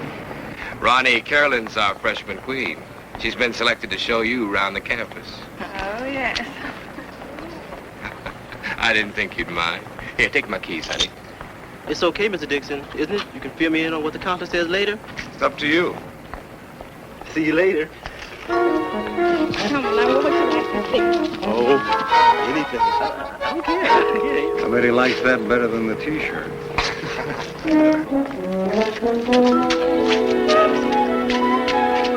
Listen, I know it's important, but I've got some people with me here now. Tell him I'll be there in, say, 10 minutes. But I'm sorry. Of course, that's only a rough schedule. There would be some changes depending on what the boy wants. Well, suppose the boy wants to graduate. I'm sorry, I don't follow you. Oh, you have him loaded up with electives and very few required subjects. Well, our players spend 45 hours a week on football. Now, if you dump too heavy an academic load on them at the same time, it's too much pressure. Are you serious? I have more pressure than this deciding when to eat dinner.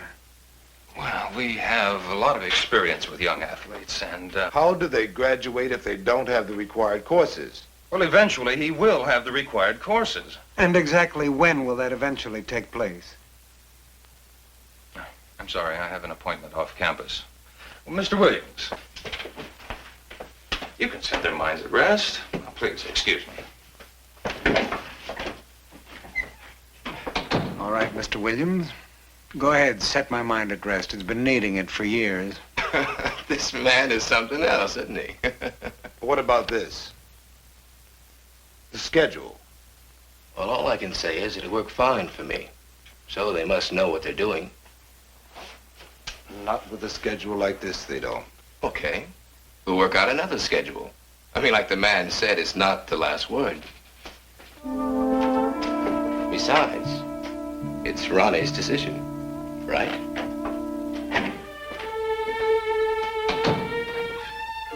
While we're on the subject of decisions, I've made mine. And that is, if Ronnie accepts a scholarship from this place, it will be a disaster. What's your decision?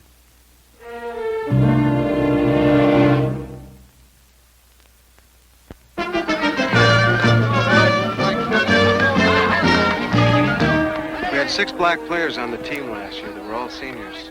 Only one graduated. Another's back to pick up the required courses that he missed. But he's off scholarship. If you can't play, you pay. What's with Jim Williams? He's been coming on pretty strong to Ronnie.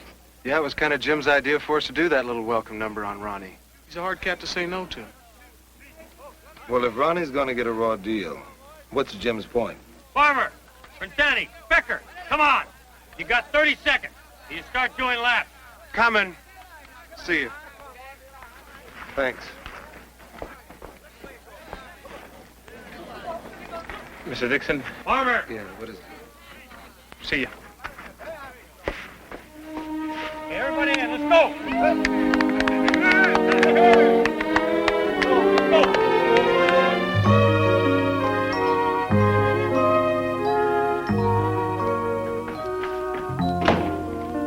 Good morning. Will you look at this place? Maybe someday you can explain to me why he has his own room and you and I have to bunk together. You better get going, Ronnie. We got a plane to catch. We've got to wait on Jim anyway. Why, what's he gonna do, wave goodbye? No, he's gonna fly back with us. What for? I just got a twinge in my bones. Either it's gonna rain or he's decided to sign with my alma mater. Yeah, digging to have back for Atlanta University. I was pulling for rain. Jim's gonna fly back with us to get Mom's okay.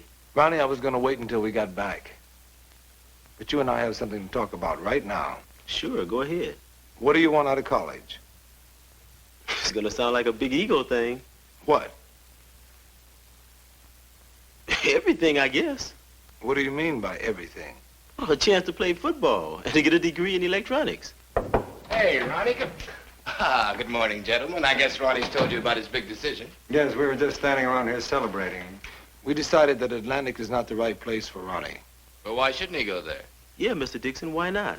I'll give you a list later on. But the bottom line is that a lot of players don't graduate.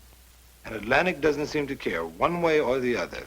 That's a little one-sided, isn't it? I mean, a kid gets out of school only what he puts into it. I don't want you to think that I appreciate what you've done for me. Good. But I've been over just about everything with Jim. Maybe Jim didn't tell you the whole story. If you want a degree in electronics... Now, hold it, buddy. Now, what's this about Jim and the whole story? If you don't mind, I'm talking to Ronnie. Well, speak your piece. Now, look, I went to Atlantic. I know all the guys were treated well there, and I'll make sure that Ronnie is, too. See? Jim's gonna look out for me. So everything's cool, huh? No, Ronnie, it isn't. I think you'll be making a big mistake. Now, what do I have to do to convince you? Try giving him a T-shirt. Look, we only got about 20 minutes to make it to the airport. You guys go ahead. There's a plane every 3 hours. I'll catch the next one. Something wrong? I just got one more stop to make. You see, I didn't want to badmouth Jim because he's just doing his job, but Ronnie seems like a good kid. What do you mean doing his job? Well, he's a used car salesman in town at McCabe's here. McCabe's one of those big gung-ho alumnus. Go ahead. So whenever there's a hot prospect around, and black prospect, he turns Jim loose. That's where the bread, the big car, and the custom threads come from. Hustling high school kids, yeah? Well, that's the way it goes, man. I mean, after he hurt his leg and couldn't go professional, there wasn't much left he could do. You never graduated? No. But did you ever see Jim Williams run with a football? Yes. In high school, our coach used to run films of his old games. Beautiful, man. He was beautiful. How'd he get hurt? Tore a ligament in the last practice before the Cotton Bowl game. He was the whole team, man. So what do? They shoot him full of Novocaine so he can't feel any pain, right? Third play from scrimmage, Jim's going around in. Boom, the leg gives. Out comes the stretcher, and that was all she wrote. Finished. Never played again. Say, do me a favor, will you? Yeah. When you tell Ronnie about the hustle Jim's pulling on him, tell him the other two, huh? About how beautiful he was when he was running. Okay. Thanks.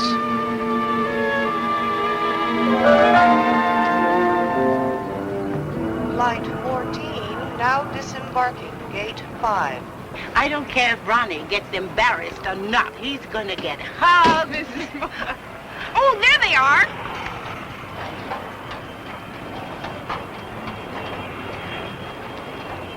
Everybody but Pete. Flight 415, now boarding, gate 9. Glad to see you. Look at you. Hello. Hi, Mr. Coughlin. Miss Hi, Johnson. Mr. Coughlin. Hello. Welcome home. Thank you. This is very nice. How was your weekend? I suppose you mean, where's Pete? I don't know. He had something to do, but he'll be on the next flight. Oh, thank you so much. Miss McIntyre, you don't have to take us home. Mr. Williams just went to rent a car. Okay. Hey, Mom's gonna give a little party for Santa the letter. I'd like you to come, Mr. Kaufman. Thank you. And you too, Miss McIntyre. I'll be there. And you too, Miss Johnson. Johnson. Thank you very much. Mr. Dixon will be there, won't he? He'll be there. Hey, you all right? How's the party going? Oh, they're going crazy. Waiting for Mr. All-American. Pete, I think after what you told me, you don't have much choice. You gotta keep Ronnie out of that school. I know. It's the way I may have to do it. Well, you're on. Well, we may have our disagreements, but I'll never quarrel over your taste in women. I want to talk to you. Look, I'm late already. This won't take that long. Man, you sure are hard-headed. Now what is it? I want you to lay off Ronnie Moore. I'm getting this kid a scholarship to one of the biggest schools in the country, and you act like I'm stealing his watch. Atlantic's a lousy school, and you know it. And a school is a school. You know they only want us because we play football. We get what we can out of it. Well, I want Ronnie to come out of it with more than a scrapbook full of headlines. He'll learn to play football. If he's got any talent, then he'll make the pros. What if he doesn't make the pro? What if? What if? What if he hurts his leg? Well, man, if he hurts his leg, it's just too bad. I mean, life don't give you no guarantees. No, but an education helps. Helps what? Become a lousy school teacher and make a big 7th hour a year? I'm doing what I want to do. And they're not going to do to Ronnie what they did to you. I know all about you, Jim. All right, so I sell used cars, so what? My old man mopped floors. He would have thought selling cars was beautiful. The kids I grew up with are still shining shoes. Or if they're lucky, they found themselves a hustle. Like you? Only you hustle kids. Better back off of it, man. Jim! Come on in, everybody's waiting. Yeah, I'll be right there, Ronnie. Feel better now? You've had your little say. Hey, come on! Come on, what's the deal? Come on. Hey, Jim. Hey, Glad to meet you guys. man. Hey, what's happening? Isn't it wonderful? Wonderful. I think it's so important for young people to have athletic heroes setting behavioral standards. Come on, fellas, cooler. Come on, cooler. Yeah, we got an occasion here. Now let's get Ronnie's signature and Mama's approval, and then I'll answer all your questions. All right? Yeah. Okay. I never could work the camera. It always comes out. We'll get the picture. Hope I don't break it. Okay. Get ready to smile, everybody. Come on. Hey, man, I'm not going to let you do it. I told you to back off. Mrs. Moore, I have something to tell you. I waited until now because... Mr. Dixon, don't spoil it. Everything's gonna be okay. Mr. Dixon here has got some crazy notion that Ronnie's going to be shortchanged at Atlantic. It's something that's funny here. And I want to know what it is. Mr. Williams, you went to Atlantic. Yes, ma'am. You played football there. Yes, ma'am, I sure did. I'll bet you were a lot like my Ronnie in those days. Yes, ma'am, I guess I was. With a head full of all kinds of dreams. Yeah, sure. If you had a son like Ronnie, would you send him to get educated at Atlantic State? Well, ma'am, I'm not even married. And even if I was, it'd be just my luck to have a daughter. The lady asked you a straight question. Mr. Dixon here feels that there are a few things that you should know before you sign this paper. One, I never graduated from Atlantic. Two, I get paid by Atlantic State to sign young students onto the team. Is there anything else you want to know? And what's Ronnie's chances of graduating? And Ronnie is a football player. Atlantic State will give you the only chance cats like us ever get. And that's to play pro ball. Now, you know where that's at, man. Now, what do you say? Huh?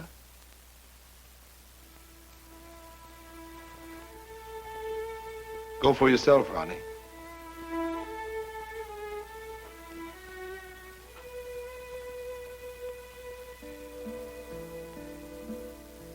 Jim,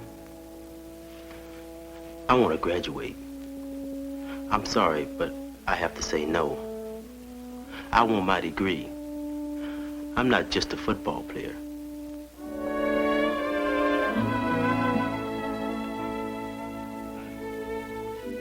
Okay.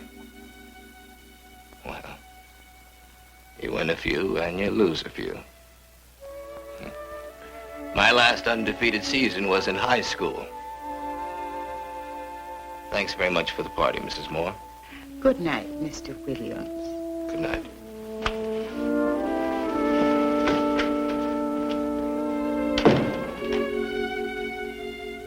Big Jim Williams.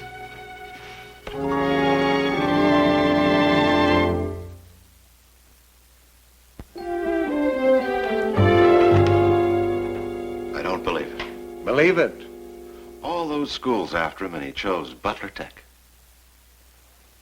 You should think more of your school. It's a good one. Oh, I know it is. But I mean, athletes like Ronnie, well, they usually, we hardly ever win. What are you talking about? 5 wins and 5 losses for Butler Tech. That's like an undefeated season. Well, I don't know how to thank you. Why don't you come along with me now, and I'll fill you in on the rest of the schedule. Pete, thanks for everything. My pleasure. You guys, thank you.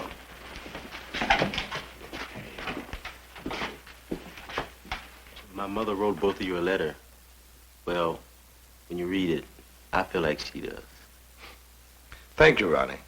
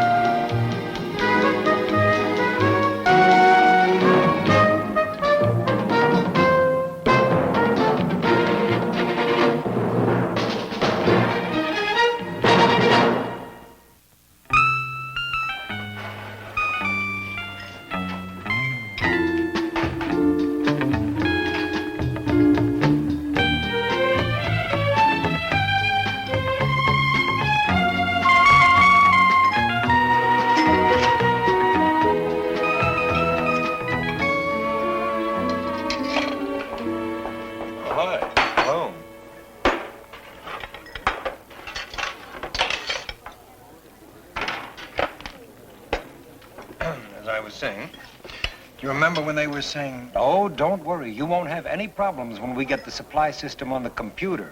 Yeah. We've been trying to get new gym suits for the last 4 months. Every time we order, they send us 4 dozen medicine balls. We have more medicine balls per student than any other high school in the world. And fewer gym suits. Right. Oh, since we're on the subject of supplies, I need some newer history books. The last chapter's got World War II down as a toss-up. Medicine balls? History books? You two guys really got it rough. What's wrong with you? Nothing. I just spent the morning with a screaming 15-year-old and 2 juvenile delinquents, that's all. Where's Mrs. McIntyre? What is that? I don't even want to know. Well, let's see. It's not elk mating season. What does that leave? Army roll call or the bellow of a wounded parent? Hey! Where's this Mrs. McIntyre? Finish your lunch. I'll take care of it. No, thanks. I can do it. It's just part of a perfect day.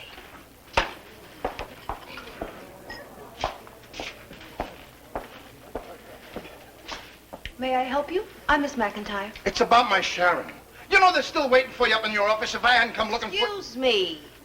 Which Sharon? My Sharon. Sharon Stops. I'm her old man. Oh.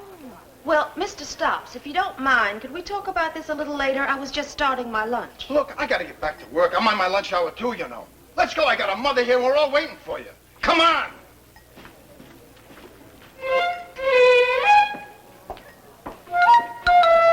Mrs. McIntyre. It's Miss. Yeah, well, I can tell by just looking at you that you're a very smart girl, but I gotta tell you, for a smart girl, you sure did a dumb thing. Oh? What did I do? You put my little girl in the wrong major. I mean, this general thing is all wrong. But that's what she wanted. No, she needs college prep. With that general major thing, she can't go to college. The point is, she doesn't want to go to college. She wants to go. She just doesn't know it yet. Have you ever thought about reshaping your eyebrows? No, as a matter of fact, I haven't. You should listen to her. She knows a lot about makeup and hair. Well, you should see what she's done for some of her girlfriends. With reshaped eyebrows, a little more makeup, and a new hairstyle, you could be a completely different person. Who could it be? Well, you could be you, only different.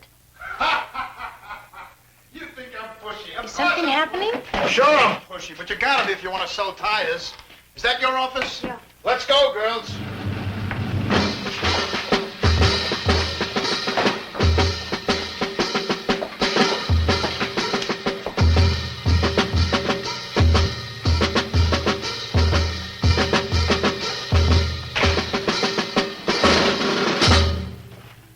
What are you doing, looking for a file? Just give me the form and I'll sign it. What form? I know how all your government places work. You got forms for everything. You gotta have a blue copy and a pink copy, but it's only paper. So let's change the paper. I can do that. But what about Sharon's feelings? She says she has absolutely no interest in going to college. Maybe I'm wrong. Are you interested in going to college?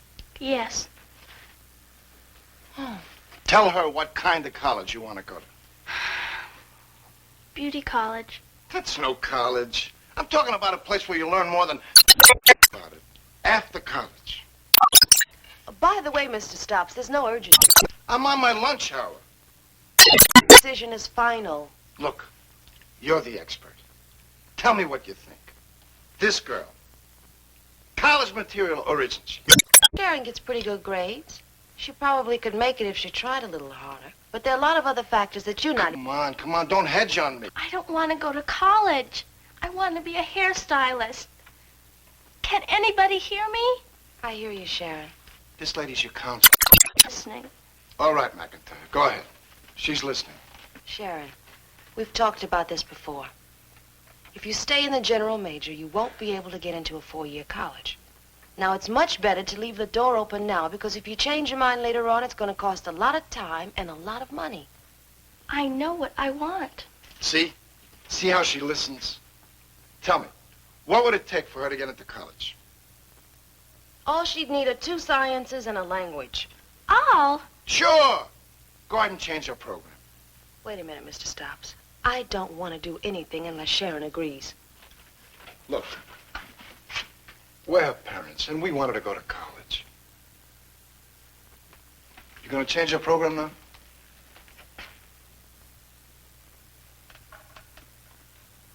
Sharon, it is possible you change your mind later on and decide to go to college. I don't like doing this if you don't want it. But why don't you give college prep a try? I told you you're a smart girl, McIntyre.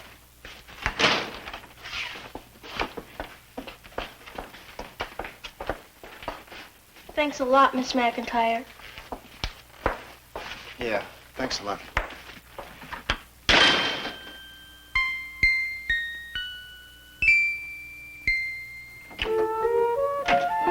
Oh, hi, Sharon. Hi. What are you doing in here? Oh, I just wanted to finish this comb out, Miss Johnson, and I knew 222 was empty this period. Please let me stay. Okay. Thanks. You really do that great. Thank you. You know, you've been in class 3 weeks, and you never looked the same way twice. I meant that as a compliment. Would you mind if I just tried to do a little change right around your eyebrows? Well, Oh, I guess not. You know, with your facial shape and bone structure, you could carry some more makeup. I could? Mm-hmm. Tell me, Miss Johnson, have you ever wondered what you might look like as a blonde? No, not really. Well, to be perfectly truthful, one time I did think about it. You did?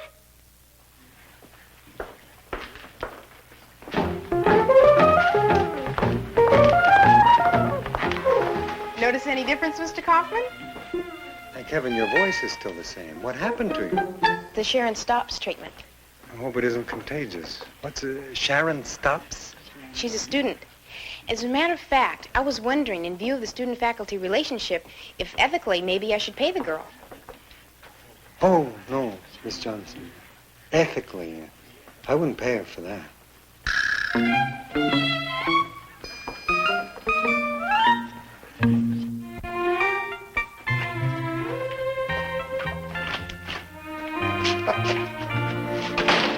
Have you seen Alice recently? Why? Well, I won't spoil it for you. Listen, you know when I'm wrong about something, I'm the first to admit it. Who are you wrong about? Sharon Stops. I was wrong. No, she's doing great in my class. And I've got to agree with you. I think she could make it in college. I'm glad she's doing well somewhere. What's wrong?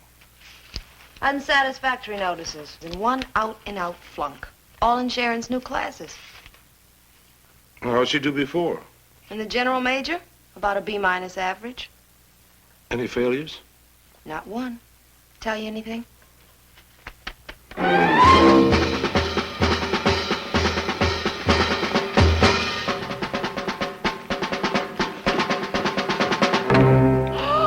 Lamb shanks! Oh, I've been waiting weeks for lamb shanks. That's nice. They've been waiting weeks for you, too. Oh, nonsense. They're delicious. Lamb shanks, please. Hey, McIntyre! McIntyre! Bye, lamb shanks. My girl is flunking. Tell me why. This is idiotic. Ask her. If she knew anything, she wouldn't be flunking. Besides, you're the expert. No. She's the expert. I can only speculate. Speculate. Look, 4 new courses is a lot to handle. Too big a change, you mean, or what? She's got more work to do, and there's much more competition among the kids. More work.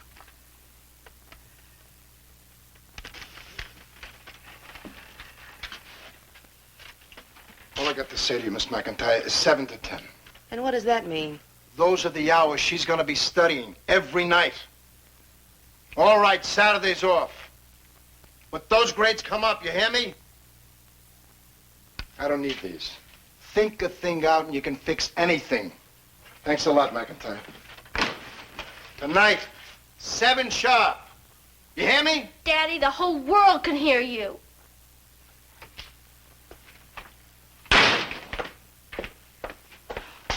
He never listens. Only talks. How can a man like that know anything?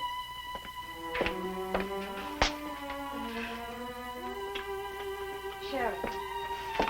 Why do I have to be in this mess anyway? I don't want to go to college. I never did. At least before I was going to graduate. Now I could flunk right out of high school. Sharon, listen to me. Why should I listen to you? All you do is take orders from my father. Do you know what you're doing, Miss McIntyre? You're ruining my life. My whole life.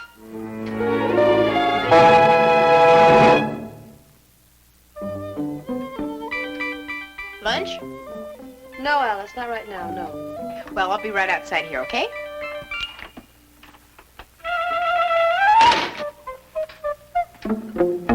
Don't let me keep you, huh? Don't worry about it. The general major was no real challenge to you, was it?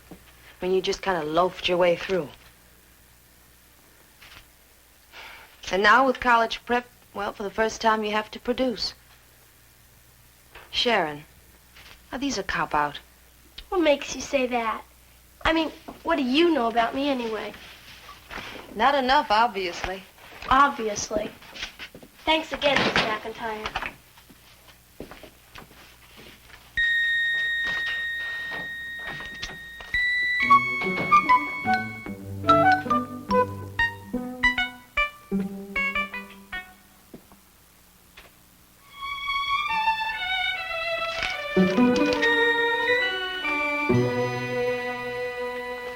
Alice.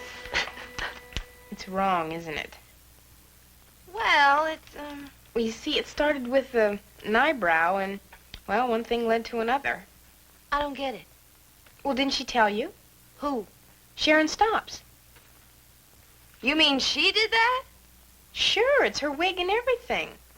You know, people are really looking at me differently. Well, I bet they are. But you know, I'm really impressed. Yeah, except, don't you think it's a little far out? You know, that Mr. Graham asked me out to have a martini with him. But still, if she has that kind of ability, I wonder how serious she really is about it. You know, it could make all the difference in the world.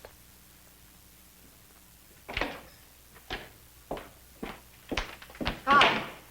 If you're looking for Mr. Schneider, he's in his office. Well, as a matter of fact, I was looking for you. You got a minute? Minute? I may be here forever. What's the matter? He says I stay here till I get it right. Anyway, what is it now? Sharon, this thing about being a beauty operator. I told you. How many times do I have to tell you? But how do you know that's what you really want? Look, I work on my girlfriends all the time, and I love that. But that's not professionally. If I You mean in a beauty shop? A real beauty shop? Would you be interested? Are you kidding? All right, then. Do you know what an apprentice shampoo girl is? Yes. Well, there's a shop that needs one. Now, all you do is learn how to wash hair. But you'd be working with people, and you'd be on the inside. It'll get me out of this mess. I'd sweep the floors even. Now, I didn't say anything about dropping any... Beauty shop. Who needs this chemistry? Miss McIntyre, I don't like this college prep. Sharon, if it's wrong for you, I'll get you out of it, believe me. But first, I have to be convinced. And incidentally, so does your father. Yeah, well, I'm already convinced. Do you think I can ever prove anything to my father?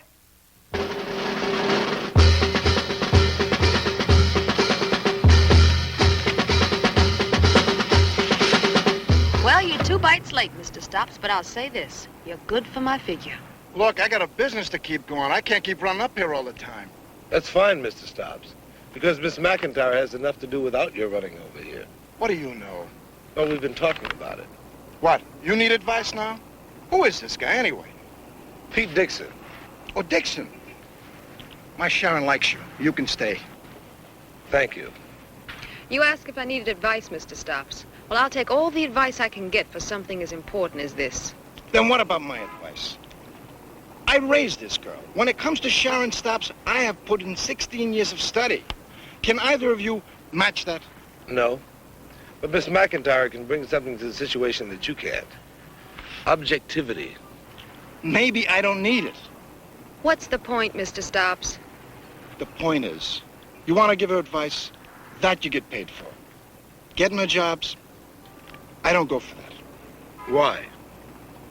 Because I decide those things. Sharon doesn't have a voice in this, huh? At her age, what does she know? That's the point, Mr. Stops. She doesn't know. I thought the job would help Sharon decide what she wants out of life. You mean today? Or tomorrow? Or the next day? The answers are all different, you know. She changes her mind like her hair color, that kid. Somebody has got to tell her what to do. You're really that sure you're right, huh? Yeah. Then the job should prove it, don't you think? I think it's a waste of time. Well, I think it's important. Very important. Then one of us has got to be wrong.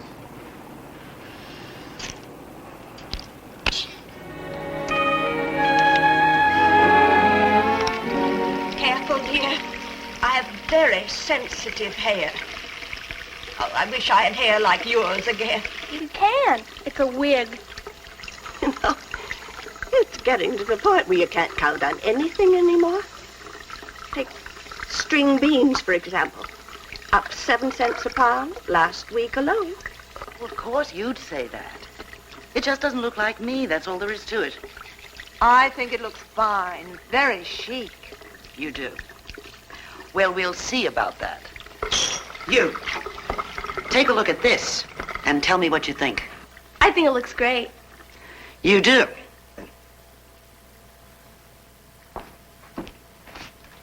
It's like that everywhere these days. She's just a kid. What does she know? It's just string beans. Okay, The one thing. I'll recall Have you priced? No, I'm late now. I'll just have to live with it.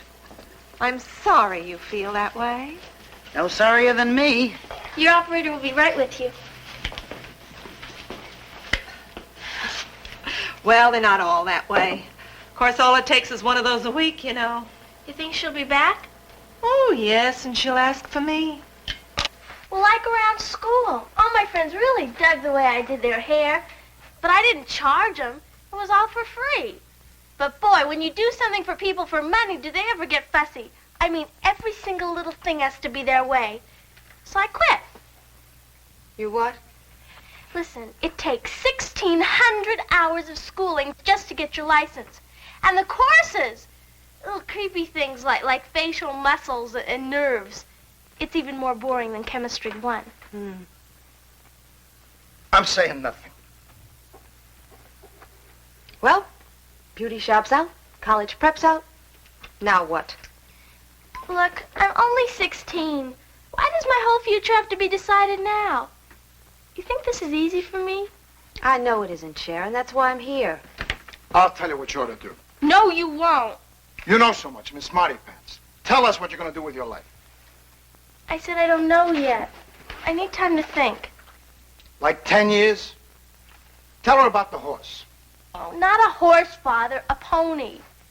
One Sunday, I take her to ride the ponies. Well, she wasn't going to do it. So I put her on. And what does she do? Fall off. Cry? You should have heard the fuss. So I think, have you made a mistake? And I say, Arnold, you better find out. Well, the kid wasn't hurt, so I put her back on it. What have you got trophies for? Not just trophies. Ribbons, decorations. She's got a good seat. You know what that means? Daddy, horses and college aren't the same thing. Yeah, but I know you, and I know what's best for you. And I don't think she does. Yeah, but she listens to me. She lets me try things. Sure, she let you try something, the beauty salon. And you quit, which shows you it was a waste of time, right? It was not a waste of time, Mr. Stops. Not if she learned something. You made a mistake. That's learning. You better believe it. Look, Sharon has to live her own life and find out what she wants for herself. You think so? Tell her about the broccoli. Oh, no, not the broccoli again. Wouldn't touch it. Decided to hate it. I made her try it. Now she loves it. You're doing it again, Mr. Stops. What? You're smothering her. Me? Yes, you. If you keep it up, you're going to drive your daughter away from you. What do you mean? I mean she has a mind of her own. Why don't you recognize that fact? What am I doing so wrong? You're bullying her. You're keeping Sharon from making her own decisions and her own mistakes. You know, one of these days you're going to put her on that pony and she's going to get off and stay off because it just isn't what she wants. She's right, Daddy. I only want what's best for you. I know that. Come on now. Who really knows what's best for his little girl? I do. From now on, I'm going to tell me what to do. You're not going to tell me what to do anymore. All right.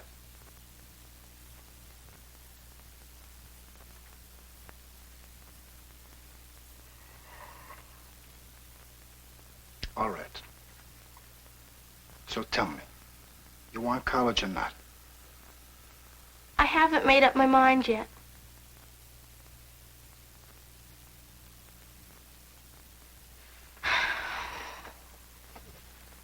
Okay. Okay, what? I've made up my mind. I want college.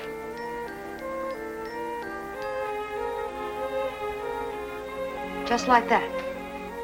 I know my little girl, McIntyre. Well, this isn't over yet. There's a small matter of grades, remember? Sharon's schoolwork is still below par. I guess I'll just have to work a little bit harder. What do you mean, guess? Come on. Let's go home and put you back to work. Like when you fell off the horse, your old man's gonna put you back up there again. Daddy. All right. Help put you back up there again. Okay. No hard feelings, right, McIntyre?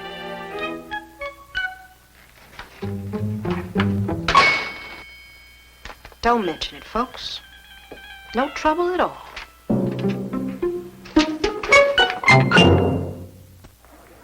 Oh, Pete! You can send a couple of students down to the supply room to pick up your new history textbooks. Well, thank you, Mr. Kaufman. No, don't thank me. Thank the computer. I asked for 400 bars of soap. They sent me 200 history textbooks. See you tomorrow. Okay, goodbye. There goes Mr. Graham. He hasn't asked me to have a martini with him since I took off Sharon's wig. How's Sharon doing in her new classes anyway? Well, I don't know if she's going to make it yet, but she sure is trying a lot harder. She doesn't seem so interested in all that beauty stuff. She hasn't mentioned my eyebrows in a month. Are you sorry you're not still a blonde? You know, you did have a certain something there. Yeah, sure did. Somebody called it false advertising.